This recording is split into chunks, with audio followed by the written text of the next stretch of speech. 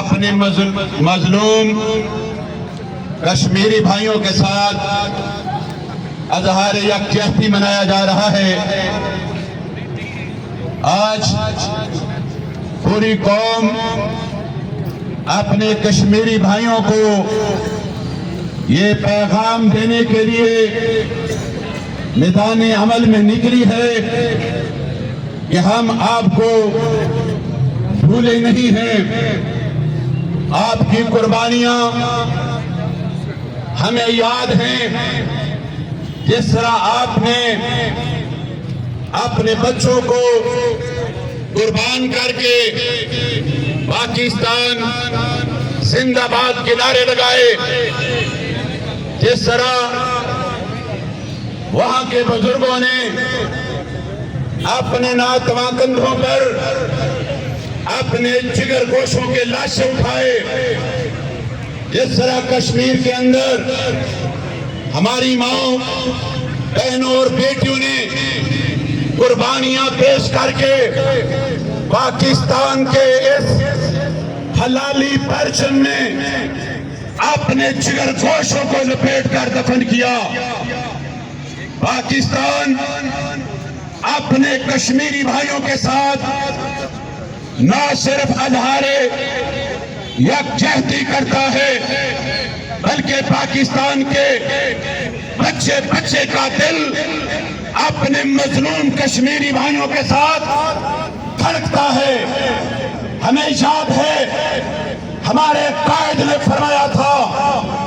کہ کشمیر ہماری شہرگ ہے۔ آج ہماری وہ شہرگ ہندو بنیے کے قبضے میں ہے، اور وہاں کا بچہ بچہ پاکستان کی طرف دیکھ رہا ہے۔ دنیا میں واحد پاکستان ایک ایسا ملک ہے جو جہاں بھی مسلم ہوگا مظلوموں کے ساتھ کھڑا نظر آئے گا، چاہے وہ کشمیر ہو یا فلسطین ہو۔ دنیا کے ہر خطے میں ہونے والے ظلم کی، جبر کی، استحصال کی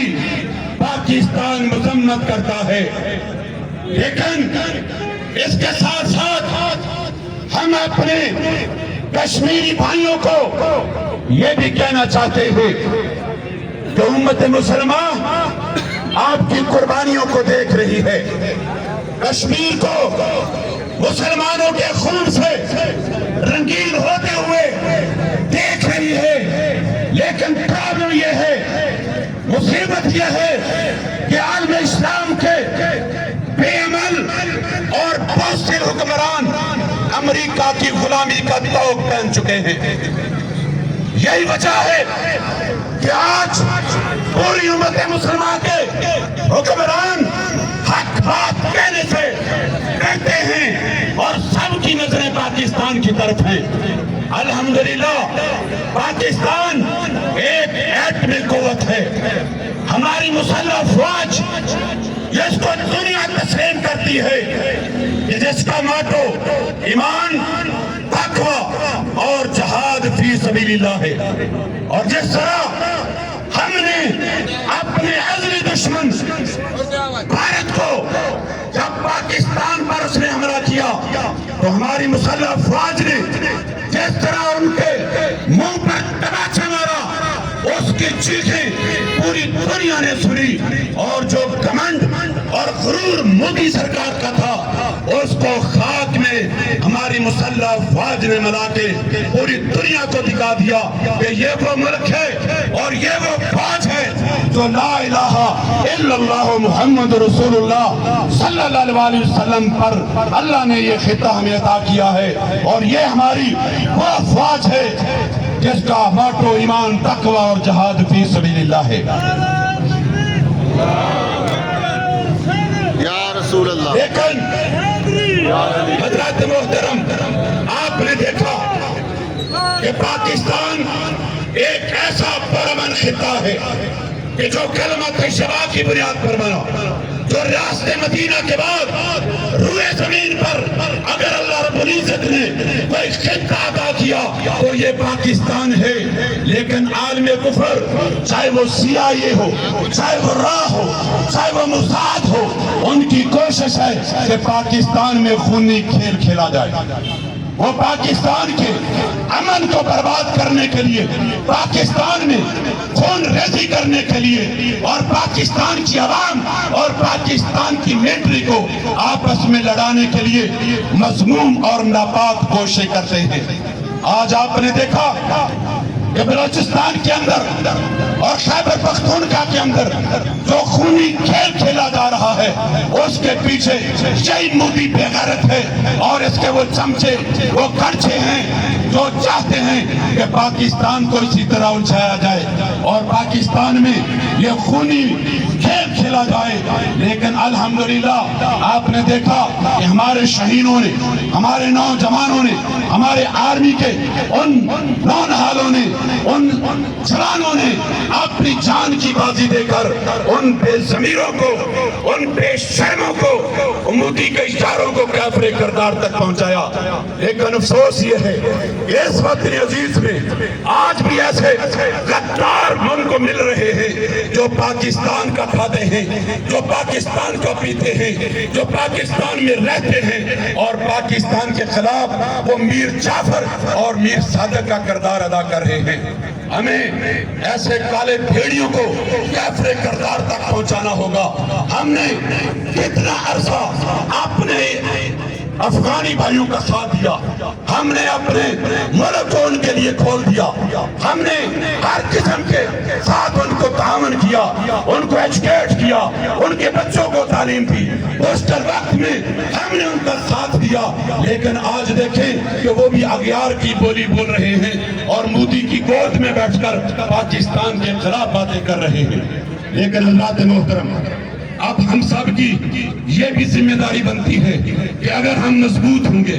اگر ہم ایک قوم ہوں گے, سیسا پلائی ہوئی دیوار بنیں گے تو اللہ آپ کو نصرت دے گا, اللہ آپ کو فتح دے گا, اللہ آپ کو کامیابی سے ہمکنار کرے گا, اللہ رب العزت فرشتوں کے ذریعے آپ کی مدد کرے گا. لیکن ہمیں بھی اپنے گریبانوں میں جھانک کے دیکھنا ہوگا کہ ہمارے سیاستکار کیا کر رہے ہیں, ہمارے وڈیرے کیا کر رہے ہیں, ہمارے جاگیردار کیا کر رہے ہیں, ہمارے بیوروکریٹ کیا کر رہے ہیں. آج اگر پاکستان مضبوط ہوتا, اگر آج پاکستان خوشحال ہوتا تو ہمارے ایک ہاتھ میں ایٹمی قوت کا بٹن ہے, لیکن وہاں پر دکھ ہے کہ دوسرے ہاتھ میں ہمارے کشکول ہے. اور جب تک ہم کشکول کو نہیں توڑیں گے, جب تک ہم بیرونی ممالک کے تسلط سے اپنے آپ کو آزاد نہیں کروائیں گے, جب تک ہم اپنے پاؤں پر کھڑے نہیں ہوں گے, ہم کسی کی مدد نہیں کر سکتے. آپ نے دیکھا کہ جب ہماری مسلح فوج نے 3-4 گھنٹے کے اندر انڈیا کی چیخیں نکلا دی تو کوئی بیرونی قوتیں, کوئی جو اپنے آپ کو جمہوریت کے چیمپئن سمجھتے ہیں, جو انسانیت کے اپنے آپ کو علمبردار سمجھتے ہیں, انہوں نے پاکستان کے ساتھ مذاکرات کیے, ملت سماجت کی اور مودی کو اور اس کی گورنمنٹ کو اور ان کے معاشروں کو بچایا. اس لیے ہم سمجھتے ہیں کشمیری بھائیوں, ہم آپ سے یہ عرض کرنا چاہتے ہیں, ہم سمجھتے ہیں کہ ہم نے ایٹمی قوت اس لیے بنے تھے کہ کشمیریوں کو آزاد کریں, ہم نے اس لیے مسائل بنائے تھے کہ ہم تمہیں آزاد کروائیں گے, ہم اس لیے آگے نکلے تھے کہ تمہیں آزاد کروائیں گے. لیکن ہمارے پاؤں میں بھی بیڑیاں ہیں, ہمارے ہاتھوں میں بھی ہتھکڑیاں ہیں. ہم وہ قوم ہیں جو بیرونی قرض میں جکڑی ہوئی قوم ہے, ہم وہ قوم ہیں جو باہر سے پیسہ لے کر اپنے ملک کو چلاتے ہیں کہ ہم میدان عمل میں نکلتے ہیں, ہمارا ہاتھ روک دیا جاتا ہے, ہمیں منع کر دیا جاتا ہے. اس لیے میں سمجھتا ہوں کہ ہمیں زنجیریں یہ توڑنی ہوگی, یہ جو ہم باہر سے لے رہے ہیں ان کو چھوڑ کر ہمیں اقتصادی طور پر اپنے آپ کو مضبوط کرنا ہوگا. اور یہ اسی وقت ممکن ہوگا جب پاکستان میں گڈ گورننس قائم ہوگی. اس لیے ہمارے سیاستدانوں کو بھی ہوش کے ناخن لینے چاہیے,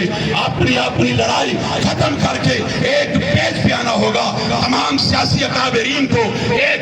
وطن کے لیے، پاکستان کے لیے، امت مسلمہ کے لیے اپنے ذاتی اختلافات ختم کر کے پاکستان کی آرمی کے پیچھے کھڑے ہونا ہوگا، تاکہ پاکستان اپنے وہ مقاصد حاصل کرے جن کے لیے پاکستان اللہ رب العزت نے ہمیں دیا تھا۔ اور جو کشمیری ہمارے مظلوم بھائی ہمیں دیکھ رہے ہیں، مدد کے لیے پکار رہے ہیں اور کتنے عرصہ سے وہ قربانیاں پیش کر رہے ہیں، دراصل وہ اپنی آزادی کی جنگ کے ساتھ ساتھ پاکستان کی بقا کی جنگ بھی لڑ رہے ہیں۔ اس لیے میں سمجھتا ہوں کہ لڑکھڑاتے قدموں، لہو نچڑتے بدنوں اور بیرون قرض کی زنجیروں میں جکڑی ہوئی قوم اپنے ان بھائیوں کی شاید مدد اس طرح نہ کر سکے جس طرح وہ ہم سے تقاضا کرتے ہیں۔ اس لیے پاکستان کی قوم کو ایک مضبوط قوم کے طور پر سامنے آنا ہوگا، میدان عمل میں آنا ہوگا، اپنی صفوں میں اتحاد پیدا کرنا ہوگا،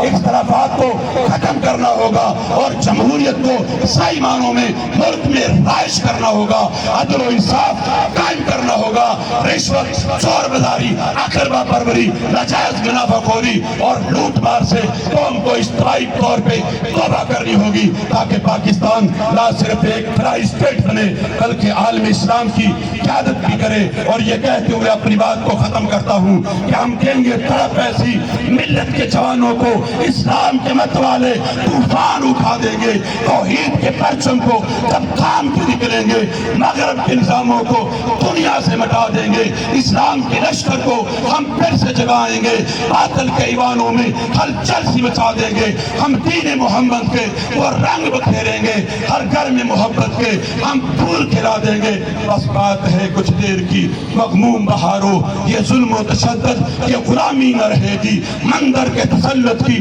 کہانی نہ رہے گی، کٹ جائے گی ہر ظلم کی آہنی زنجیر۔ کشمیر میرا دل ہے، میری جان ہے کشمیر، بچوں کے تڑپتے ہوئے لاشوں کی قسم ہے، بہنوں کے لہو رنگ دوپٹوں کی قسم ہے، لہرائے گی ہند میں اب اسلام کی شمشیر۔ کشمیر میرا دل ہے، میری جان ہے کشمیر۔